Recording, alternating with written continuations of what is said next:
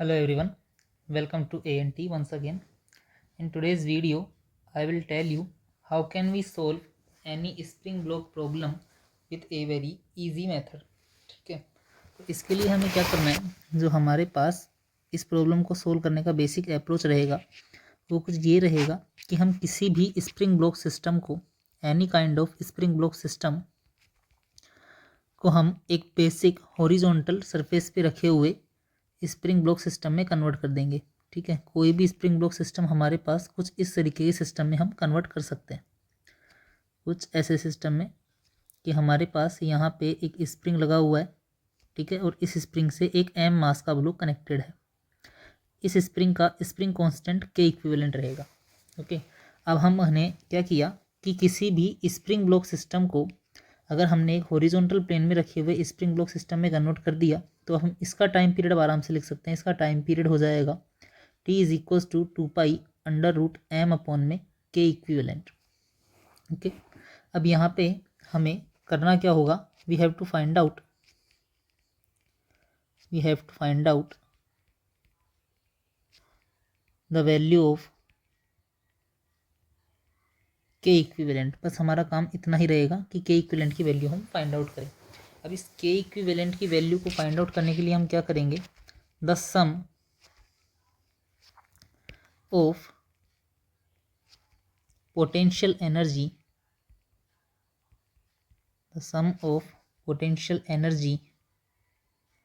Of any spring block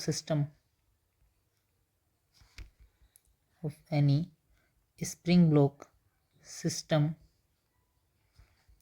is equals to sum of potential energy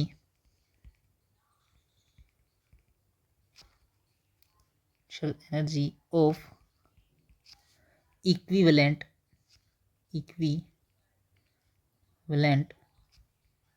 system. Okay, या फिर हम इसे लिख सकते हैं कि summation of all potential energy of spring block system is equals to the summation of potential energy of के equivalent system. Okay, अब हमें पता है कि जो स्प्रिंग की पोटेंशियल एनर्जी होती है वो हाफ के एक्स स्क्वायर होती है। अगर हम किसी स्प्रिंग को एक टी फोर्स से, या फिर मैं बोल दूं टेंशन टी से, ठीक है, अगर हम टेंशन टी से इस स्प्रिंग को खींचेंगे तो हम यहाँ पे लिख सकते हैं कि टी का वैल्यू हमारे पास के एक्स की इक्वल रहेगा।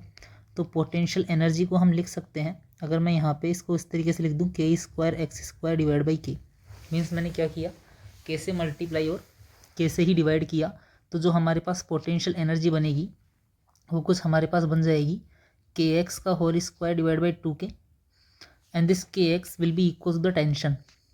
सो टेंशन का whole square divide by 2k, तो जो हमारे पास स्प्रिंग की पोटेंशियल एनर्जी आएगी वो टी स्क्वायर बाई 2k आएगी। ठीक है, हमें इस कंसेप्ट का यूज़ करना है पोटेंशियल एनर्जी निकालने के लिए। और अब हम क्या करेंगे कि summation of all potential energy means summation of T I upon 2ki equals to the potential energy of equivalent system, जिसकी पोटेंशियल एनर्जी कितनी हो जाएगी हमारे पास T square by 2 k equivalent. और हम यहाँ से जो के इक्विवेलेंट की वैल्यू है इसे कैलकुलेट कर पाएंगे। ठीक है, ये इसका हमारे पास बेसिक आइडिया रहेगा। ओके, अब इसी प्रॉब्लम को कैसे सोल्व करेंगे, चलिए देखते हैं कि एग्जाम्पल से समझते हैं इसको।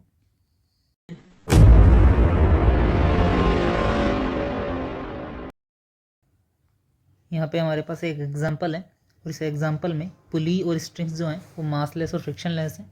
हमें इस स्प्रिंग ब्लॉक सिस्टम का टाइम पीरियड फाइंड आउट करना है।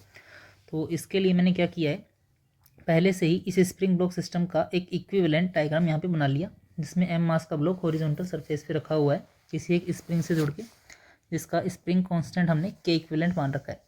अब हमें करना क्या है यहाँ पे कि एम मास के ब्लॉक पे अगर हम टेंशन टी मान लें तो यहाँ पे भी एम मास के ब्लॉक पे टेंशन टी मान लिया जाएगा। ओके, अब क्योंकि हमारे पास ये जो पूरी डोरी है, ये पूरी डोरी एक सिंगल डोरी है और मासलेस और फ्रिक्शनलेस है, तो इस पूरी डोरी पे टेंशन का वैल्यू टी ही होना है। तो यहाँ पे हमारे पास टेंशन टी ही बनेगा और सीलिंग वाला जो हमारे पास पॉइंट होगा यहाँ पे टेंशन 2t बनेगा। ठीक है, तो हमारे पास जो दूसरा पॉइंट कुछ ऐसे था कि हमें क्या करना है, यहाँ पे जितनी भी पोटेंशियल एनर्जी है स्प्रिंग ब्लॉक सिस्टम की उन सभी का सम सिस्टम की इक्विवेलेंट सिस्टम की पोटेंशियल एनर्जी के इक्वल होना चाहिए, और जो इक्विवेलेंट सिस्टम की पोटेंशियल एनर्जी है वो T²/2 के इक्विवेलेंट रहेगी। ओके, अब हमारे पास यहाँ पे एक सिंगल स्प्रिंग लगा हुआ है, तो इस स्प्रिंग की पोटेंशियल एनर्जी कितनी होगी हमारे पास, इस स्प्रिंग में हमारे पास टेंशन का वैल्यू T है, तो इसकी पोटेंशियल एनर्जी हो जाएगी T²/2 K।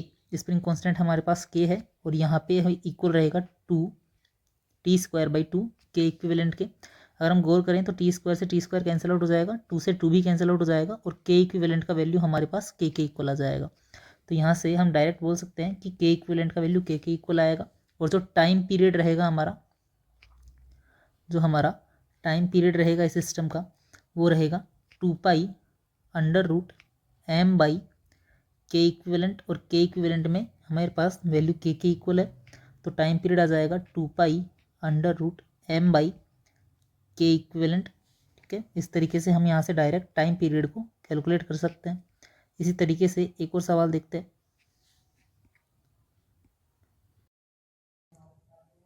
Hair we have one more problem. Okay, अब इसमें भी हमारे पास जो पुली है और स्ट्रिंग्स हैं वो मासलेस और फ्रिक्शनलेस है। टाइम पीरियड फाइंड आउट करना है, तो हमने क्या किया है, इस स्प्रिंग ब्लॉक सिस्टम का एक इक्विवेलेंट सिस्टम यहाँ पे बना लिया है, जिसका स्प्रिंग कांस्टेंट के इक्विवेलेंट है, और सिमिलरली एम मास पे मैं टेंशन टी मानूंगा, तो यहाँ पे भी एम मास पे टेंशन हमारे पास टी हो जाएगा। ओके, अब डोरी हमारे पास मासलेस है, तो यहाँ पे भी टेंशन टी रहेगा, और जो सीलिंग वाला पॉइंट है यहाँ पे हमारे पास टेंशन 2T हो जाएगा। ओके, ये बेसिक आइडिया है न्यूटन्स लॉ ऑफ मोशन का, कि अगर हमारे पास दो डोरियों के में टेंशन T और T रहेगा, तो उससे जुड़ी हुई डोरी में हमारे पास टेंशन 2T रहना है। ठीक है, तो अब हम यहाँ से सिंपल लिख सकते हैं कि summation of UI equals to T²/2 k equivalent. अब पोटेंशियल एनर्जी यहाँ पे सिर्फ एक सिंगल स्प्रिंग है, तो इसी की लिखेंगे, जिसमें हमारे पास टेंशन 2T है, डिवाइड बाई 2 फॉर्मूले का आएगा, और स्प्रिंग कांस्टेंट K है हमारे पास, जो बराबर रहेगा T²/2 के इक्विवेलेंट के। सोल्व करने पे 4T²/2K equals to T²/2 k equivalent. T² से T² कैंसिल आउट हो जाएगा, 2 से 2 कैंसिल आउट हो जाएगा, तो हमारे पास 1/K इक्विवेलेंट का वैल्यू आएगा, दैट विल बी 4/K, या फिर K इक्विवेलेंट का वैल्यू आएगा हमारे पास K/4। तो जो हमारे पास टाइम पीरियड आएगा इस सिस्टम का, time period that will be equals to 2π√m/K equivalent, जहाँ K इक्विवेलेंट का वैल्यू K/4 है, तो ये हो जाएगा हमारे पास 2π√4m/K, जो हमारे पास डायरेक्ट टाइम पीरियड निकल के आ जाएगा यहाँ से इस स्प्रिंग ब्लॉक सिस्टम का। Okay, let's solve one more problem with our concept. तो यहाँ पे हमें एक स्प्रिंग ब्लॉक सिस्टम दे रखा है, इसका हमें टाइम पीरियड फाइंड आउट करना है। सेम प्रॉब्लम है, सभी स्प्रिंग और स्प्रिंग्स मासलेस हैं। इसका हमने क्या किया है, एक इक्विवेलेंट डायग्राम पहले ही बना लिया है, और हमें टाइम पीरियड फाइंड आउट करना है। तो हम क्या करते हैं, एम मास की किसी भी एक डोरी पे टेंशन T मान लेते हैं। तो अगर मैं यहाँ पे टेंशन T मान रहा हूँ, तो सिमिलरली यहाँ पे भी टेंशन T ही रहेगा, यहाँ पे भी हमारे पास टेंशन T बनेगा, और यहाँ पे भी हमारे पास टेंशन T ही बनेगा। ओके, अगर यहाँ टेंशन T है, ठीक है, यहाँ टेंशन T है, यहाँ टेंशन T है, तो हमारे पास इस स्प्रिंग में टेंशन 2T हो जाएगा, और अगर हमारे पास यहाँ पे टेंशन T है, यहाँ पे टेंशन T है, तो जो इस स्प्रिंग में होगा हमारे पास टेंशन 2T हो जाएगा। ओके, तो अभी हमें सभी स्प्रिंग का टेंशन भी पता है, और एम मास के ब्लॉक पे भी टेंशन पता है। तो जो एम मास के ब्लॉक पे नेट टेंशन है वो 2T, और T नेट टेंशन हमारे पास यहाँ पे 3T है। Okay, net tension on M mass block equals to 2T + T, that will be equals to 3T। अब हमें K इक्विवेलेंट का वैल्यू निकालना है, तो पहले काउंट कर लेते हैं कि हमारे पास स्प्रिंग्स कितने हैं। ओके, वन मोर थिंग, सभी स्प्रिंग्स का स्प्रिंग कांस्टेंट K ही है। ओके, तो अब हमारे पास कितने स्प्रिंग है, 1 2 3 and 4, we have 4 springs here. तो summation from I 1 to 4, the potential energy of all 4 springs should be equal to the tension, that will be 3T on the equivalent system, 3T² divided by 2 K equivalent. Okay, तो हम एक एक spring की potential energy लिख सकते हैं यहाँ पे U1 plus U2 plus U3 plus U4 will be equals to 9T square divide by 2 k equivalent. अगर हमारे पास इसको मैं फर्स्ट, इसे सेकंड, इसे थर्ड और इसे फोर्थ स्प्रिंग बोल रहा हूँ, तो जो फर्स्ट स्प्रिंग में टेंशन होगा वो टी स्क्वायर के इक्वल है जिसके पास स्प्रिंग कांस्टेंट के है। सेकंड स्प्रिंग में टेंशन 2T के इक्वल है जिसका भी स्प्रिंग कांस्टेंट के है। थर्ड स्प्रिंग में टेंशन जो है हमारे पास वो 2T के इक्वल है जिसका भी स्प्रिंग कांस्टेंट के है। और फोर्थ स्प्रिंग में टेंशन T के इक्वल है जिसका भी स्प्रिंग कांस्टेंट के है। That will be equals to 9T square by 2 k equivalent. Okay, 2 सभी जगह से कैंसिल आउट हो जाएगा, this 2 will be cancel out from each other, और जो टी स्क्वायर होगा ये भी सभी जगह से कैंसिल आउट हो जाएगा।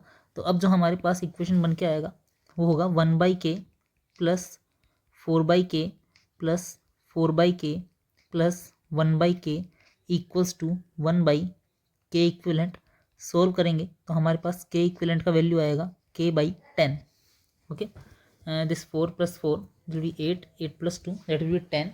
तो हमारे पास यहाँ से okay we have 9 remaining here, we have 9 also, so that will be k equivalent will be equals to 9k by 10। after solving we will get 9k by 10।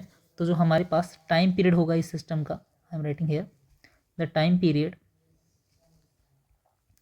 will be equals to 2 pi under root m by k equivalent, and this time period 2 pi as it is, m हमारे पास ऐसे कैसे रहेगा। Okay, और जो k equivalent का value हमने solve करके निकाला है that will be 9k by 10। So time period will be equals to 2 pi under root 10m by 9k। okay, you can easily calculate time period with a tension। okay, so here we have one more problem and I am requesting you to solve this on your approach, okay, and make your answers in the comment box and we will stay in tune। so keep learning and enjoy your journey of JEE and NEET।